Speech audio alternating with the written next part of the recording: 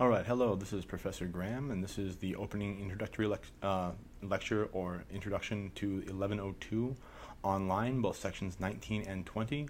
Sorry for some of the confusion that's been going on this week. The snow day on Monday made it so that the recordings I was going to be doing for my classes for those days, which I would then upload to the D2L for y'all's classes, were not done because the classes weren't held, and so that put everything kind of in a bind and behind a little bit. And then, of course, the D2L is crazy, and I'm kind of maybe just inadequate with it at all, or technology at all.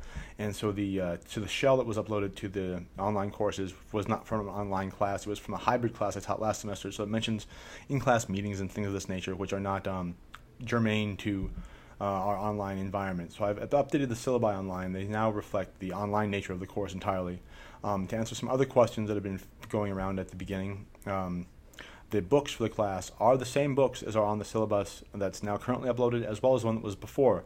So we're going to need to start off with, first of all, the Trial and Death of Socrates. We also need to pick up from the library or from the bookstore Notes from the Underground by Fyodor Dostoevsky. In addition to that, we need the Federalist Papers. In addition to that, we need what is the other book we have? Let me pull up my syllabus itself, actually, so I can remind myself what books we're going to need in the class. Ayn Rand's The Virtue of Selfishness, and the PDFs for the other books will be provided online. The John Locke reading, the Jean-Jacques Rousseau reading, as well as the Hobbes reading will all be on PDFs available online. I also have online, as you can probably tell, a PDF version of the Trial and Death of Socrates. It's not as good of a translation, it's not as thorough of a job, not as well done of a job as the translation in the book that I have listed in the ISBN on there. The book's like 99 cents anyways. I think it's $1 on Kindle anyways. So if you want an e-format, Kindle it. If you want to have it so you can have it a tactile copy in your hand, then buy the book for 99 cents on Amazon. It's not going to break the bank. And it's a good book and worth having around anyways. That said, introduction to the class. The class is about public policy and personal philosophy, as you may have noticed by the title of the class. So the interrelation between these two things is kind of manifold. So Aristotle says that, in talking about human beings in general, that human beings are political animals. Human beings decide to come together in communities and use language to communicate their interests.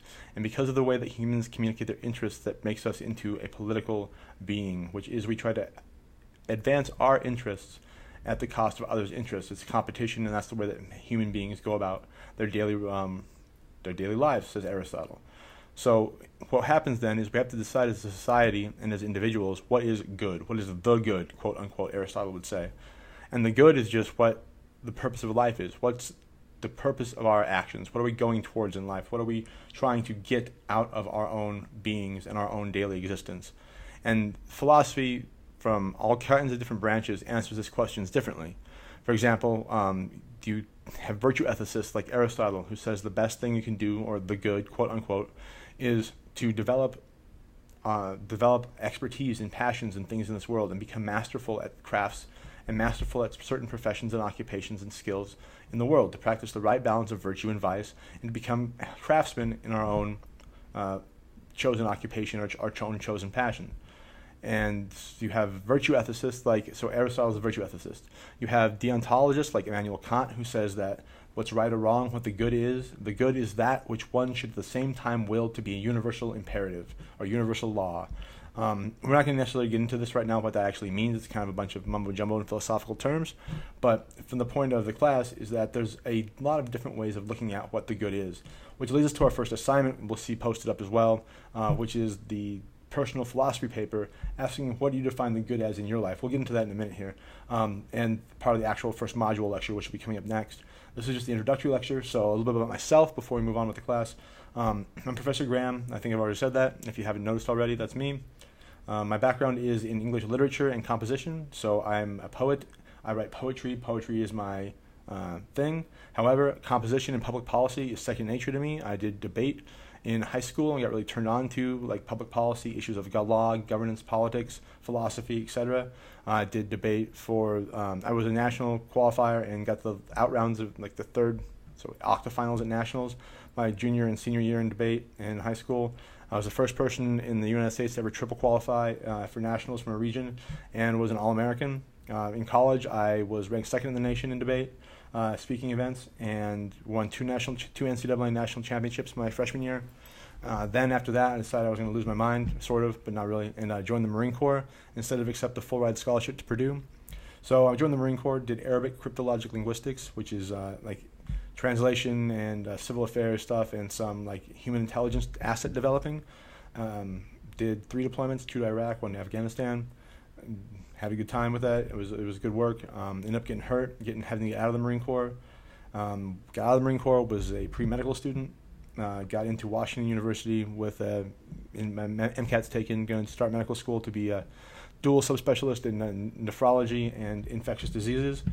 And I had to take 1 undergraduate level class to finish out my degree. It was in humanities. We read a poem called The Wasteland by T.S. Eliot, and the poem like effed my life up, like it messed with me. I was like, oh my God, this poem is everything. Like I need to know all about it. So I was up for like 3 days in the library, in the college I was at the time, reading all the source material, trying to figure out the poetics, to figure out what it meant, what the message was, what this was all about, and how this meant something to my life. So it messed with my head enough that I decided not to go to medical school, changed my major to English, and within another semester I was graduated with my bachelor's in English. Another 2 years I was done with my master's in English, and then my PhD in English I finished at Emory. And now I've been teaching English for the last 4 semesters at Kennesaw State, previous 3 in addition to that at Emory. I still teach at Emory as well, and I love it. I don't want to make any money, obviously, because I was going to go medical, and now I'm doing this. But I do it for the because I enjoy this thoroughly, actually. And so that's my background with both literature, with language, as well as with public policy. Public policy is important because whether or not we want to acknowledge it or whether or not we are invested in it, it is what is determining the course of our lives and how government interacts with us, how we interact with the government, and more how we interact with each other is kind of bargained along these lines of public policy. So you have a meal plan from Kennesaw State that you don't like, that you have to pay all kinds of money for to get 68 swipes or 168 swipes or something at the cafeteria you ain't never going to use because you never go to the cafeteria, because you are a commuter student, or because the cafeteria is gross, or because you like Arby's and you want to eat Arby's every day. Well, you still have to pay for that as a mandatory policy because the university wants to get its money back.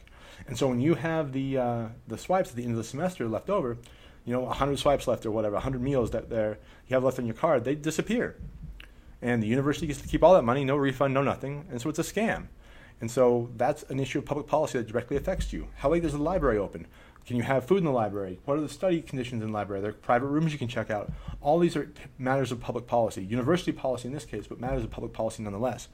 And so these are things that can be changed, that can be fought against, that can be structured better to help each of us out in our own lives if we only kind of know the ways, the tools, and are willing to do so. So the personal philosophy aspect of the course, too, is going to ask us to kind of look at how do we as individuals evaluate decisions we make in our own lives? Like, what is the good for us, and how do we follow that thought up or that idea up with action? And it's difficult to sometimes go with this internal on ourselves and say, well, here's what I actually think, and here are the principles I adhere to, and here's what I think is really right or wrong, because we oftentimes don't measure up to our own principles and ideals in our daily actions. And so, but to have an articulated sense of principles, an articulated philosophy we want to live life by, is essential to living the good life, to following the good in one's life, and to being able to change things in a productive manner, and have a consistent set of values and a consistent set of principles with which we apply every encounter we have with the actual world and the phenomena that occur there. So that's the basic background for the class. We're going to read some philosophers. We're going to break them down to more simple terms. We're going to make it so that philosophy, I believe, it applies to everybody in their everyday lives. We want to see how that is. Do some translations of the philosophical text into modern day English. Do some reading questions on the text, a couple papers, some more creative assignments, and that's about the gist of the thing. And a group project, which we'll go into later on. So welcome to class. I'm sorry everything's a bit late in coming online, but don't worry, the due dates will be adjusted accordingly. Nobody's going to see it snowed over the weekend or whatever. And stay tuned for the first lecture on flowing, argument flow, and the discussion questions and reading questions for the class. Cheers, y'all.